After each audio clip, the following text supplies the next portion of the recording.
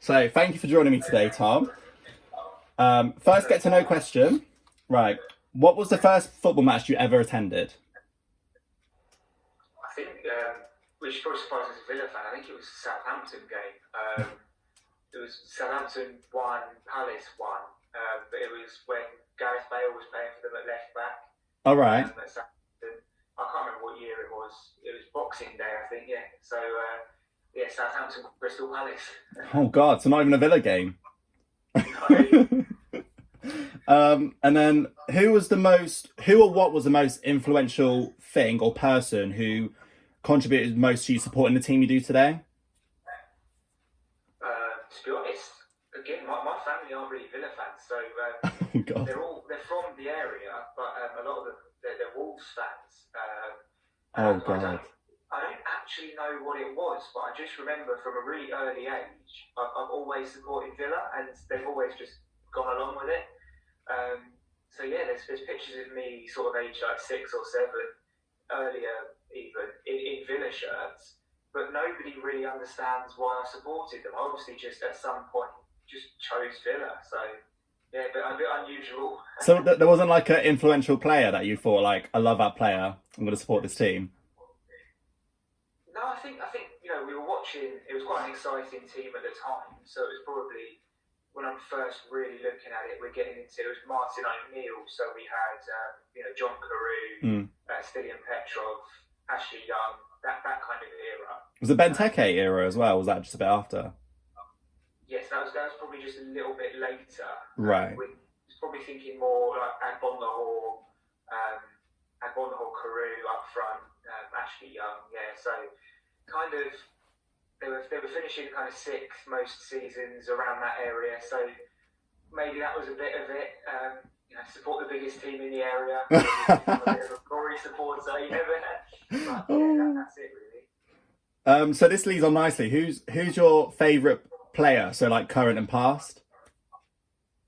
Okay, current, it's got to be a toss up between Grealish, which is the obvious answer, I think, Obviously, yeah. um, and Mings as well. Because I think what Tyrone Mings does on and off the pitch, he's just a great role model for me. So I think probably purely on the pitch, it's got to be Grealish, but overall, I'd probably say Tyrone Mings. Wait, the Tyrone Mings that stamped on Nelson Oliveira's face at the Majeski. Do you remember that? Yeah, I can't justify that. I was there at the game. It was so funny. It wasn't funny. Like I was just there, like, what has happened? Because I couldn't see I it. think that Like, was that was his debut, wasn't it, as well for Villa? yeah. So, but since then he's done nothing like that. Yeah, but past players, that's a tough one again. There's so many. It would be Agbonlahor, but I think towards the end of his Villa career he went a bit off the rails. Mm. He wasn't really putting the shift in. So, but for the players that I watched, it'd probably be him or Benteke. Obviously, we've all, as Villa fans, even though I didn't get to see him play, Paul McGrath is still a massive influence, and I've had been lucky enough to speak to him quite a lot recently to do with Villa and Proud and things like that. So he's got to be up there as well. Yeah, but this is like a quick question. Who's your all-time leading goal scorer? Because I have no idea. So, Oh, that's actually a really difficult question. oh, I don't know that. do you have any It's idea a who it long, could long be? time. It's a long time ago. It was. I think he was. Am I thinking leading appearance? I know your leading Premier League goal scorer is Agbonlahor, Yeah. but all-time goal scorer. I feel like it was someone from like the 1930s or something. So Oh, I feel so sorry for putting you on the spot there. That you're question probably just just that question just testing came my to my history head. knowledge. You just tested my history knowledge there, but yeah, we'll stick with Agbonlahor is definitely the all-time Premier League goal scorer. So. I'll tell you the answer after this whole thing because I'll go down to my friend and be like, "Do you know who it was?" Because I'm pretty sure he'll know it. Okay, favorite kit. Cool. Probably the one 2009, I think it was. We had the Acorn sponsor Yeah, I remember that. for the Children's Hospice, and it was just simply claret body. I nearly wore it today actually. It was Oh, just claret body with a blue collar and blue sleeves, just traditional, almost quite boring, I suppose. But for me, that is the Aston Villa kit that I kind of think of as, if you think of like, you know, a Villa kit, like you probably have the same with a Reading kit that just brings back all your memories. You know? Yeah, I've got. Is that kit. Yeah, I mean, the one I remember the best out of Villa that I like is the Muller one. Was it the for? Yeah. Was that like a European Cup final one that you wore in Rotterdam or? No, maybe not. So the Muller one was the League Cup in '94, I think. Okay. Which it's quite a controversial one because it's obviously so different to our traditional kits. So we've got the green one was the away kit, which is the one we wore in the final, and the home one was the same but claret and blue stripes. And yeah, I think it's one of those that is more popular now than it was at the time. Okay, and best footballing memory. Villa-wise, to be honest, because they've been so awful for so long, it has to be the playoff final. Honestly, it's a day that I just won't forget, especially after the year before losing in the final to Fulham, and that's probably the lowest I've felt as a Villa fan, even worse than relegation, because that year we were so bad that going down was almost a relief. It was like, it's done. But that playoff final was awful. So to go back there and kind of rectify it with a Villa fan as the captain and as the manager, it was, I still can't really quite believe it, to be honest. Other than the losing playoff final, what's your worst footballing memory? Try not to say the relegation as well. Is there any other ones? I can't even say losing to Birmingham because I think every time since I've watched it, we beat them or at least got a draw. Worst Villa memory? Probably, and this is going to sound quite strange, but we lost, under Steve Bruce, we lost to Burton in the early rounds of the League Cup. Did you actually?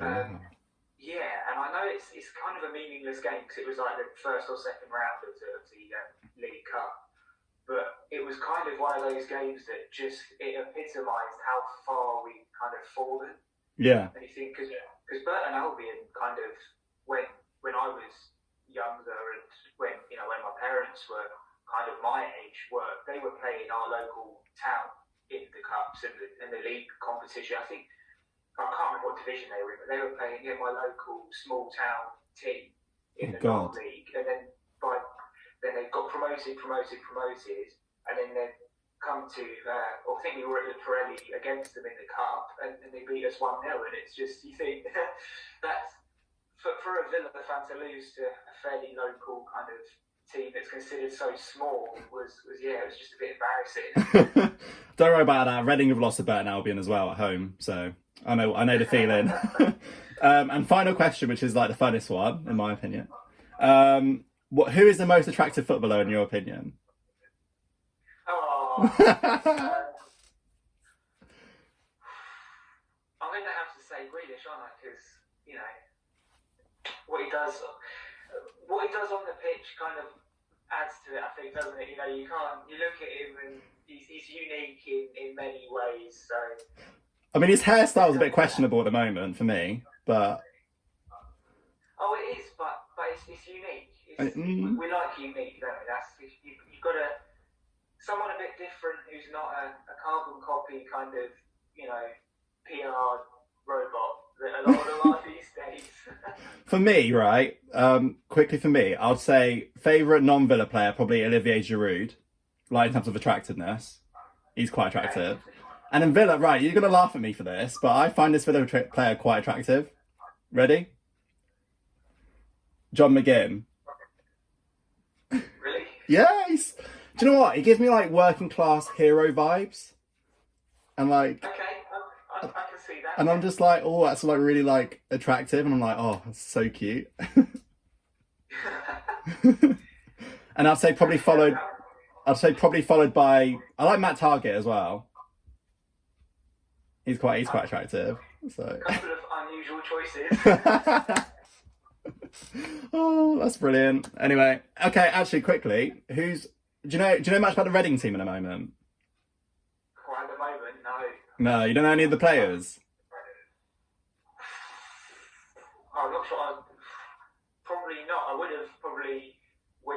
Premier League, yeah. But I'm one of those annoying Premier League fans now, I think, that I don't pay attention to the Champions Oh no!